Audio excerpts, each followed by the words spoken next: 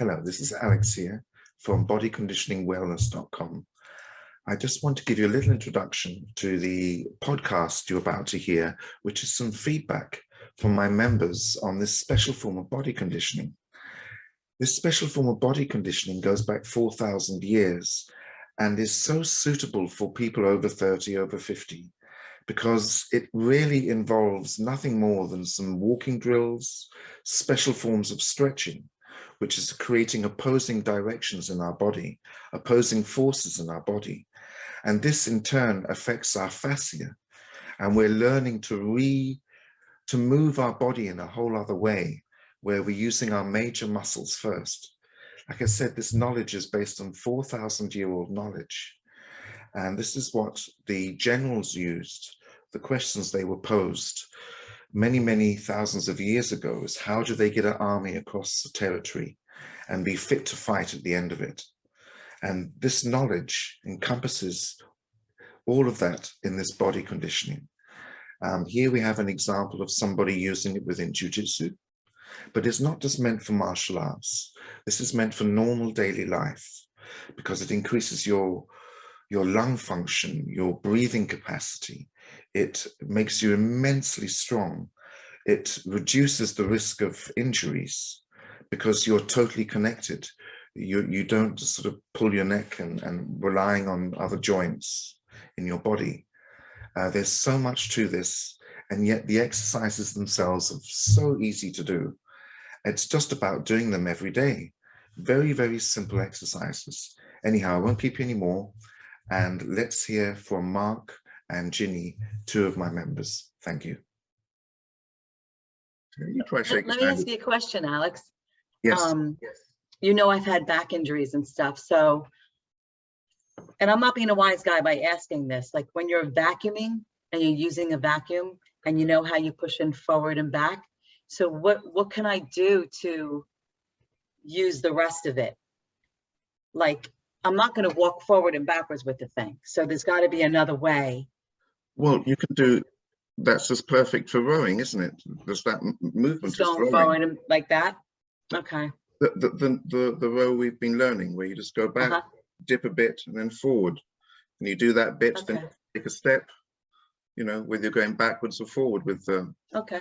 But you stay within the row. I mean, I was cutting my grass and I turn I don't use the motor for running the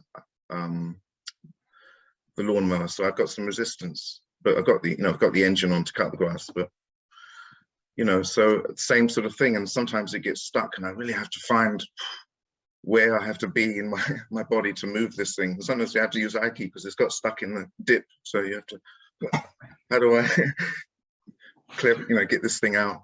But yeah, so you end up training all the time. Nearly all my gardening is kind of body conditioning training. Everything I'm doing is, and that's what Ashiba did actually. He was pulling out roots with his tree roots and stuff like that with his body. But yeah, so I think you know the answer yourself, Ginny. It's just really stay within the row and within what you feel you can do in your back. And if it's a small movement, that's what it is. Then you move forward. Okay. But that's the whole thing. It's the same principle with what we're talking about. With the store-to-store system, you stay within your range. You never go out of that. So that's how you avoid injuries and all these, or a lot of injuries. And Dan Harden has one sign in his dojo, the only thing he's got written, and it's stay between your feet. You need to always be in between your feet. He's moving and grinding. He's constantly, when he puts his whole foot down, he's unbowing and grinding into the next step. But his hips are always within his feet. It's never too far out, never too far back. This way. It's so if he takes one big step, he's correcting himself. Most of the time, you keep your hips within your feet, and then you constantly have this. You're changing your own balance. But for normal daily life, this is for avoiding injuries. For martial art, it's all very common sense. That's what we're doing here. We're learning to become immobile, and you're choosing when to move, and you stay within that store-to-store system. You keep within your own boundaries. When you practice by yourself, you do it in a big stance, like the rowing. When you're with someone training, you know, you'll have a much smaller stance, and just try to feel going into your back when, oh, if I go any more back, I'm going to lose it. And just, yeah, that rowing is very special. I mean, it comes from weapons, but it has tremendous effects, especially when you combine it with the hara. But the main thing I would say is, just as you're doing, Mark, the most important thing is just to do the as often as you can, some, you know, if it's daily, great, these exercises. You're just reteaching the body. Mm-hmm. And it just gets it one day. It's like, okay, you've been telling me long enough, I get it now, you know, and you're that's what we're doing. You're telling, no, I want you to move from center. I want you to use the major muscles. When you reach for sugar, I want you to feel connected and not just absentmindedly, oh my God. Yeah, I mean, I think the beauty, as the three of us have sort of said, you can make it a daily life thing. You can use it. I think you say your body becomes your own gym, but you can. If I'm over at the club and I've got a spare 5-10 minutes, I can be sitting working these, or standing rather, working these exercises. Yeah. And it's just something you can fit in to your daily life, which makes it so much handier for me anyway, you know, to be able to do it.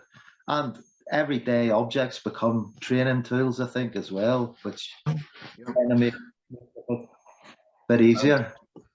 When I used to work at a warehouse, the way I got through the day is that it all became training. You know, the box wasn't as putting a box back on the shelf. I still got properly, but you know, behind it, and it was like a squat exercise to get this thing up, and constantly taking these boxes out and picking and stuff, you know. So yeah, you just learn to make everything a benefit as much as you can physically. Yeah. So Ginny, from the time that you've been having a go at this sort of exercise modality, how has it worked out for you? How's it affected you? What changes have you noticed, if any? Because you're very experienced. Ginny's been doing a lot of exercise in her life. She's quite tried everything. Well, first, in the very beginning, a couple of months ago, I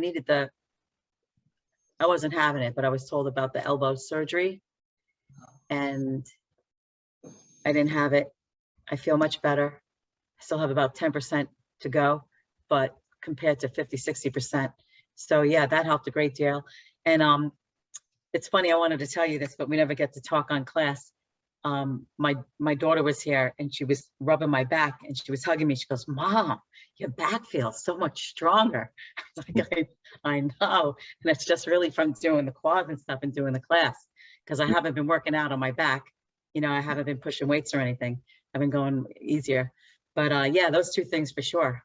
The inner strength, absolutely. Great. I mean, one of the things that what I like about this is it really doesn't take much time up. You know, you can just do one EG Jing. It takes 2.5-5 minutes, depending how you do it. And there's one guy that I meet on the course every time that we train with Dan Harden. He's a real character. He was a complete white belt Aikido guy when he started, and he literally was sort of lucky enough to, oh, I want to do some Aikido, and oh, who's this? Dan Harden. Okay, I'll go along. You know, very charmed, like to walk straight into the good information, miss all the nonsense. But the only thing he started doing, and he was in terrible shape, was the EG Jing. And he religiously did it every day. But his transformation, just of his general health and fitness, and you know, he said he was you know, it was really helping him in bed, you know, and all kinds of levels. He was having he was getting a lot of benefit from the EG Jing. Yeah. Sounds good. Getting in and out of bed or something else? Something else.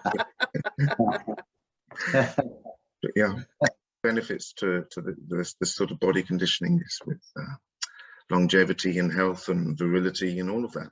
So I've been very grateful to have you two for the last few months, and I really feel that you've understood it and picking it up. Absolutely. Yeah. Oh yeah. So there you have it, some feedback from a number of members who are using it in normal daily life to get stronger and healthier, and also using it within an example, any kind of physical activity. In this case, there's an example of using it in jiu-jitsu, but it could easily have been tennis or golf. It doesn't have to be martial art. But this knowledge really breaks down into how to use the body as a whole and how to get the benefit from the fascia and how to create these opposing forces where we're able to do amazing tricks in our body. And then along with that, you're learning the actual Aiki side of things, which is from Aikido, which is this very special form of movement and attaining this connection of opposing opposites in our body. And you're able to do amazing things with that knowledge, including creating spirals within your body, getting connected to the ground, creating massive power. And when you combine that power with acceleration, it's amazing what you can do. And there's, along with that, is all the body tricks. So there's a lot to learn here, but mainly it's for regular people who can rapidly transform their lives, their physical, mental, spiritual lives. And I hope you get some benefit from it. Thank you.